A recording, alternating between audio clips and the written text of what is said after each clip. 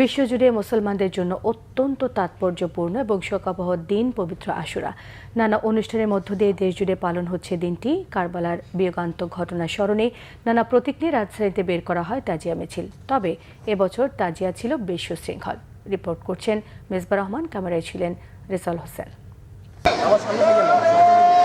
পরনে কালো পোশাক, মাথায় কালেমা সম্মিলিত ফিতা, শোকাবহ পরিবেশে কারবালার ঐতিহাসিক ঘটনা স্মৃতিচারণ।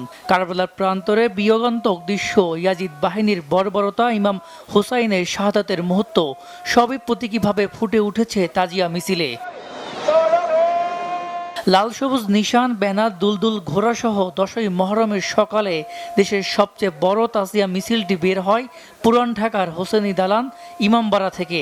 এ সময় কালো পোশাক পরে হাই হোসাইন মাতমে এগিয়ে চলে মিছিল। কারবালা বিয়োগান্তক ঘটনা যেন এখনো বিদীর্ণ করে তাদের বক্ষ। আমরা প্রতি বছর এখানে আসি।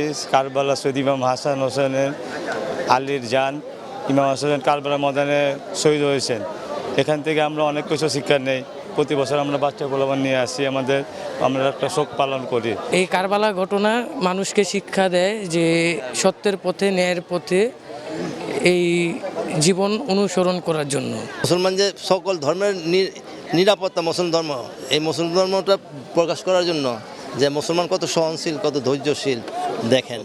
61 হিজরিতে কারবালার ময়দানে ইমাম হুসাইন রাদিয়াল্লাহু তাআলা আনহুকে সপরিবারে হত্যা সেই নির্মম দৃশ্য মানসপটে জাগ্রত রাখতেই এমন আয়োজন জানালেন আয়োজকেরা।